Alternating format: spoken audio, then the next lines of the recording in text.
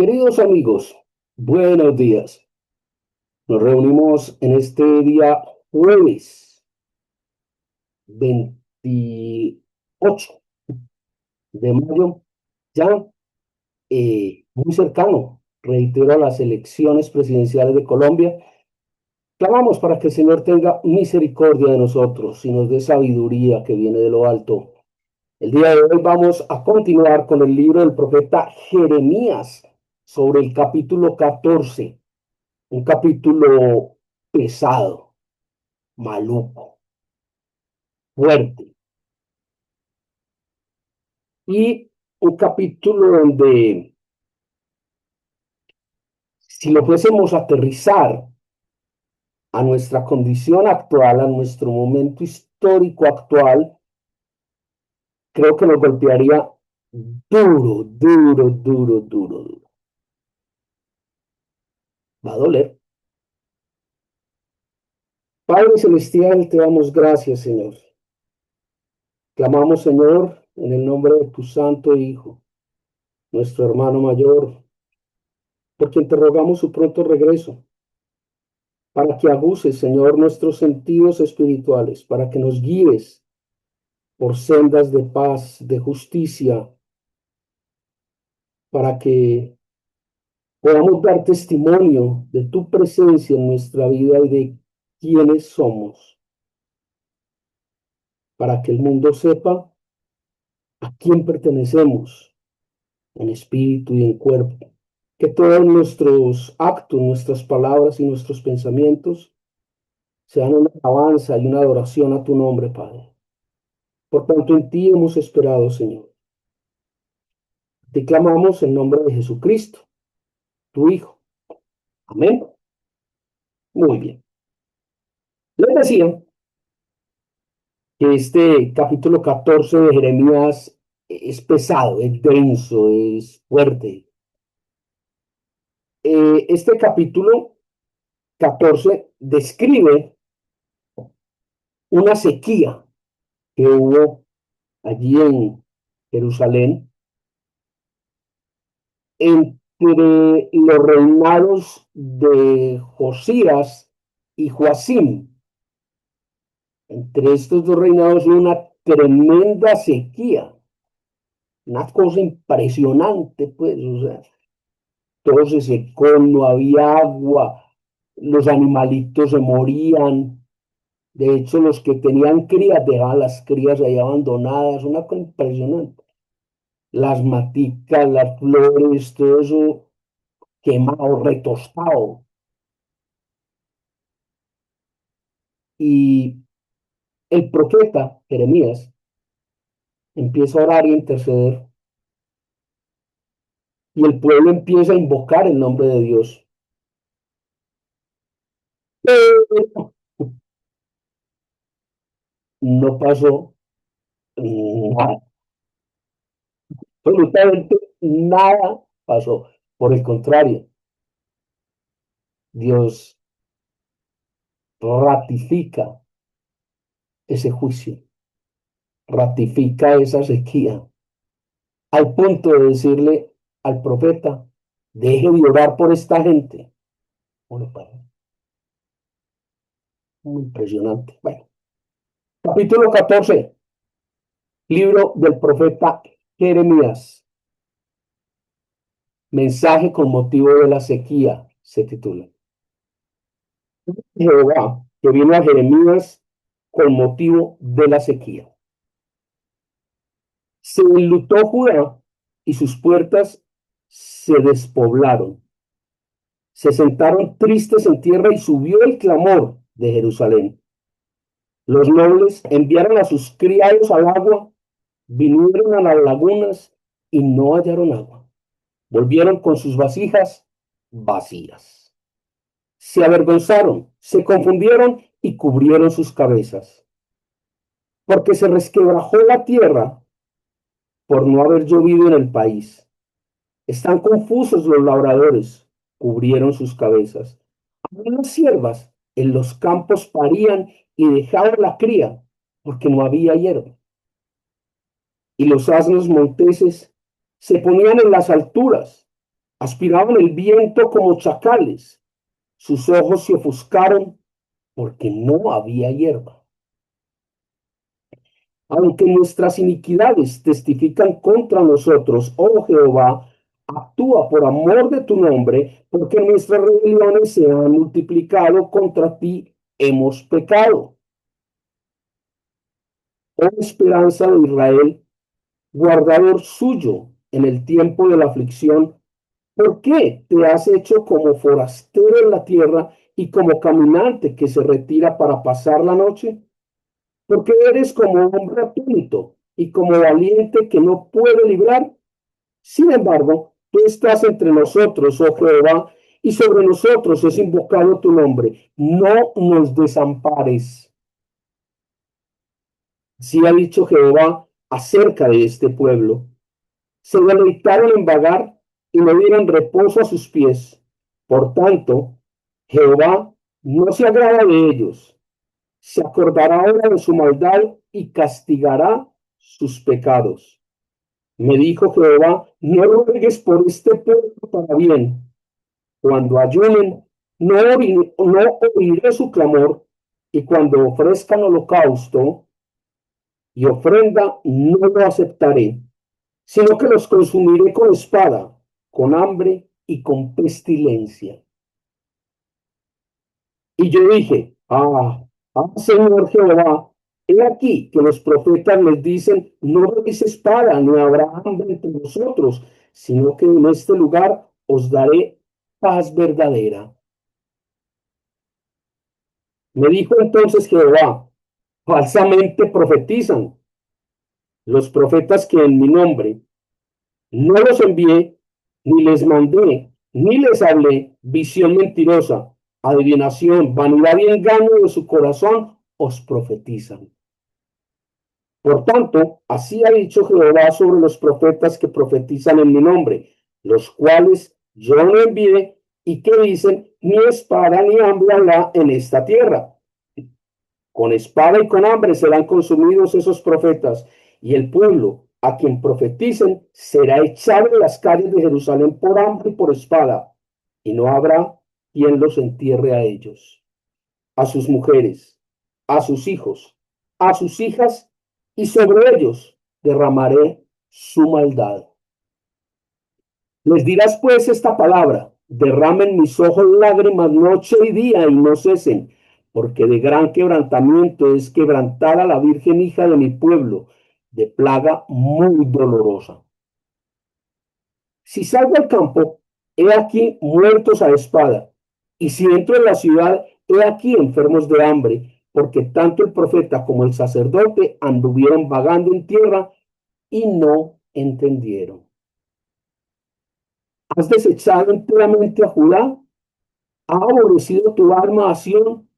¿Por qué nos hiciste herir sin que haya remedio? Esperamos paz y no hubo bien, tiempo de curación y he aquí turbación.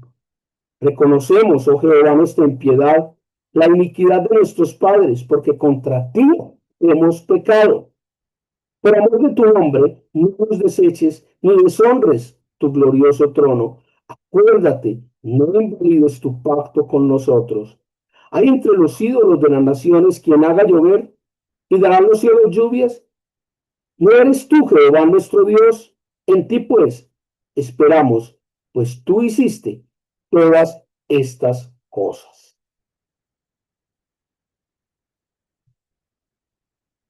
Fuerte, violento. Esto es una cosa muy impresionante, este capítulo 14 de Jeremías. Bastante fuerte.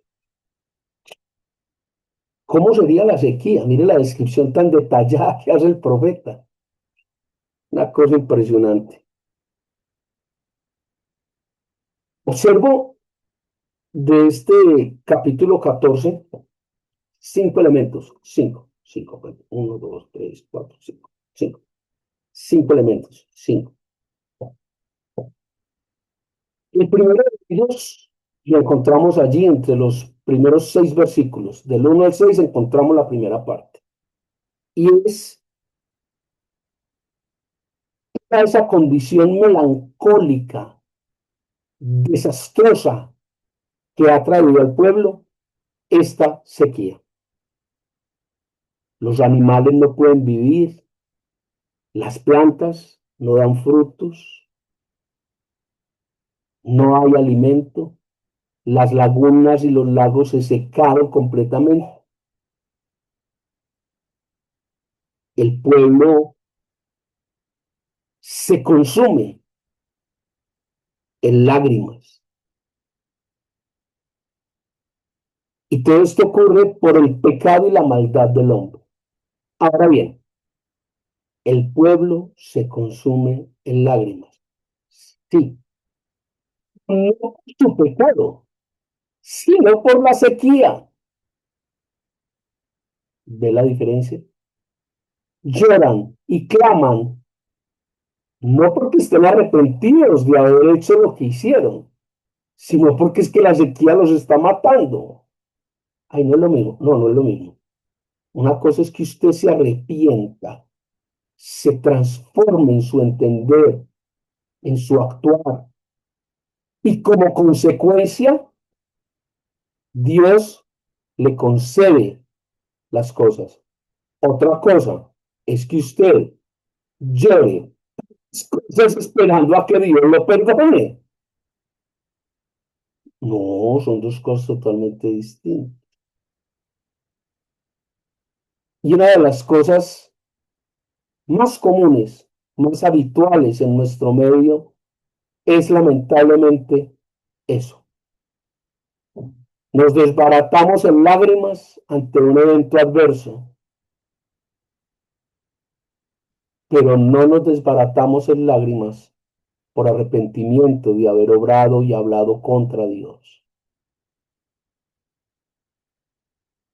La palabra es muy clara, perdón. Dice allí en el Nuevo Testamento, en el Evangelio dice, buscar primeramente el reino de Dios y su justicia y todo lo demás será. Usted llora y clama por todo lo demás sin que haya justicia, sin buscarlo del reino de los cielos.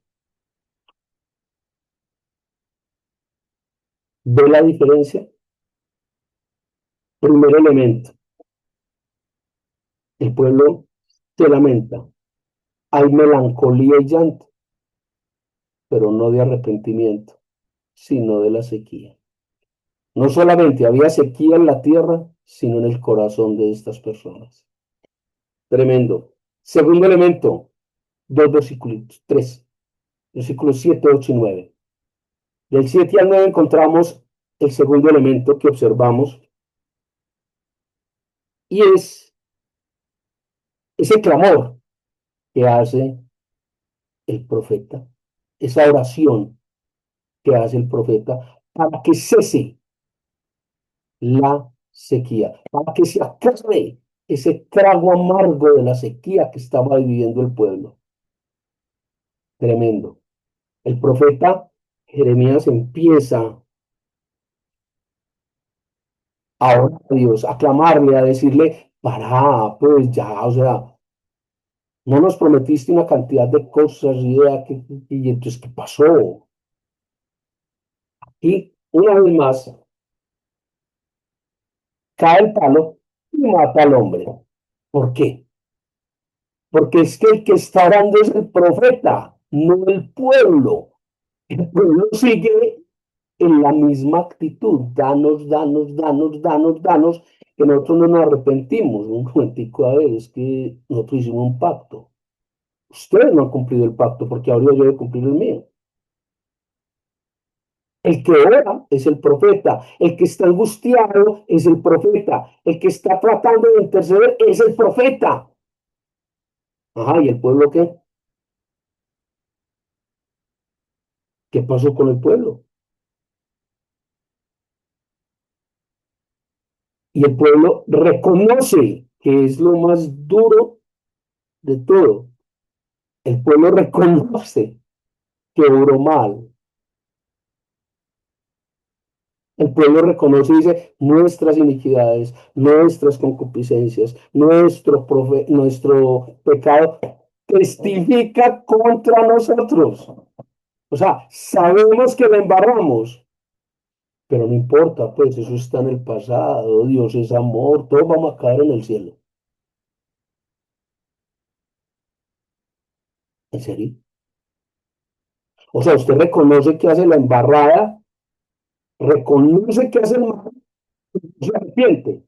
Ni que fuera guerrillero y petrista, perdón. Hace el daño, no se arrepiente, sigue ranchado en él, pero reconoce el daño, pero no hay arrepentimiento. A ver, con razón. Halló el palo y mató al hombre. Qué tremendo. Y son tan descarados que ocurre lo mismo que se describe allí en Jueces capítulo 10. Jueces capítulo 10 versículo 15. Invocan el nombre de Dios. Es que somos conchudos, somos descarados.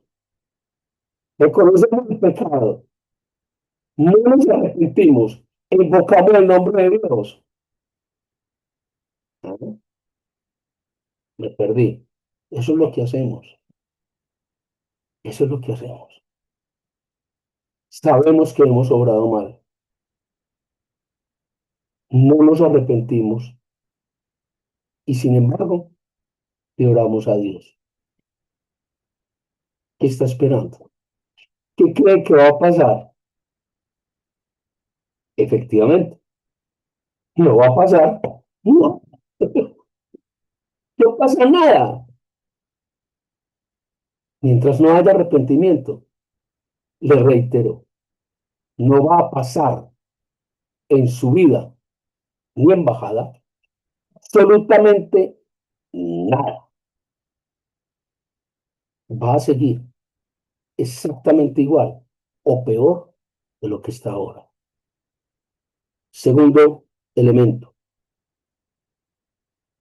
el profeta ora por el pueblo, pero el pueblo no ora. El pueblo no se transforma. El pueblo no se arrepiente. Elemento número 3, Dios ratifica su juicio. Dios reivindica la sequía, el castigo sobre este pueblo que no tenía arrepentimiento. Lo vemos allí el versículo 10 al versículo 12. Primer elemento, establece el lamento y el sufrimiento del pueblo. Segundo elemento, el profeta ora, pero el pueblo no ora ni se arrepiente. Tercer elemento, Dios ratifica el castigo y amenaza con que la sequía seguirá. Wow, versículo 10 al 12, tremendo. Como así, pero no es suficiente ya con la sequía que hemos tenido. No, le falta, todavía falta. Tranquilo, falta. Siéntese a esperar tranquilita. Le falta. Y este tercer punto es muy importante porque se genera una confrontación en el sano sentido teológico entre el profeta y Dios. Hay una tremenda diferencia entre lo que Dios planteó y lo que el profeta está aludiendo. ¡Wow! Otra vez. Ay, Dios mío.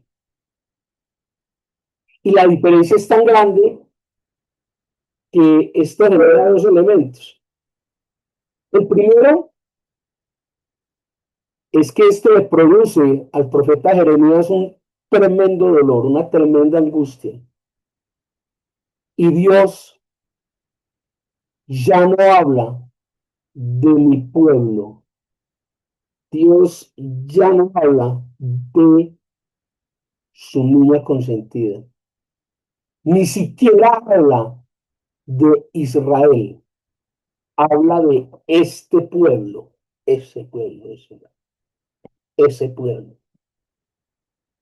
¿Cómo debería? Dios ya ni siquiera dice, he hablado a Israel. No, ese pueblo, ese pueblo.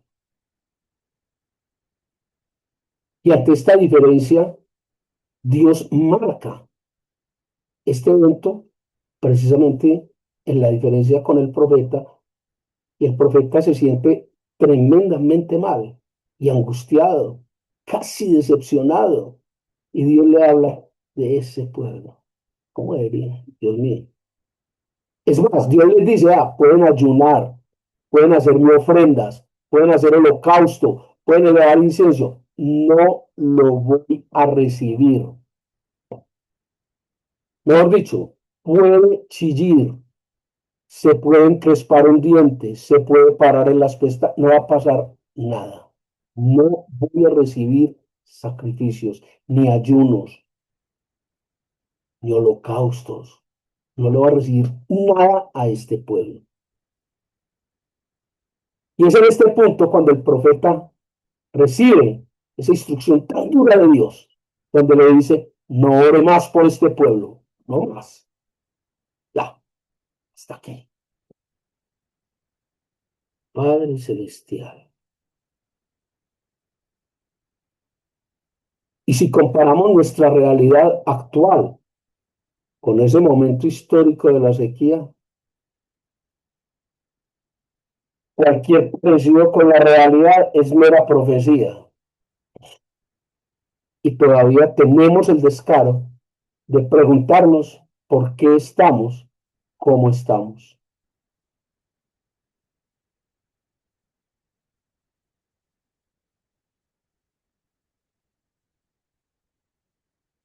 La respuesta es clara y contundente. ¿Qué elemento? Cuarto, del versículo 13 al 16. En el cuarto elemento, el profeta Jeremías encuentra una explicación maravillosa para darle a Dios y justificar al pueblo. Y le dice, no, señor, venga, venga, venga. Ya sé qué fue lo que pasó. Cuente a ver qué fue lo que pasó. Hombre, que hubo una serie de profetas que le dijeron al pueblo, tranquilo, Dios es bueno, Dios es amor. Eso es cierto. Dios no va a dejar que usted pase por dificultades. Dios no va a traer espada ni hambruna. Tranquilos, relajados, no pasa nada. Cualquier parecido con el Evangelio de la prosperidad es absolutamente cierto. Tranquilo, Dios quiere lo mejor para ti.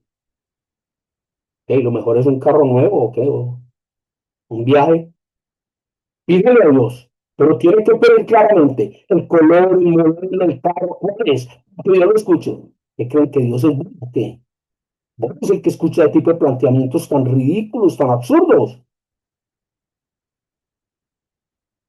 Le viven vendiendo a la gente estas comunidades. Un mundo lleno de unicornios, de arcoíris, de gnomos, pues una fantasía. Y la gente, aún a sabiendas de su maldad, siguen orando por ese tipo de nimiedades. ¿Y sabe qué le dice Dios a todo eso? No, señor, yo no mandé esos profetas. Esos profetas que les hablan de que no voy a llevar espada y no voy a llevar hambre, son falsos profetas. Y destruiré a esos falsos profetas y a aquellos que los siguen, aquellos que oran con esos profetas. Los voy a matar a espada y con hambre, con pestilencia los voy a destruir. Qué bueno que esto cayera en esos profetas de ahora, falsos profetas de la prosperidad. Por alguna razón voy a omitir nombres, pero usted sabe de qué estoy hablando.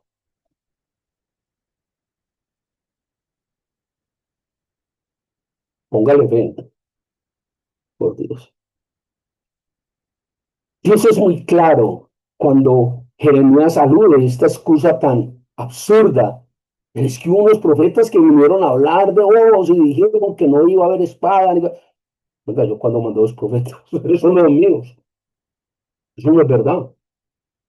De hecho, le hace la Biblia. A ver dónde dice eso. Y no me saque dos o tres versículos. Lea el contexto de la Biblia. para que se dé cuenta que lo único que nos merecemos es la muerte y el infierno.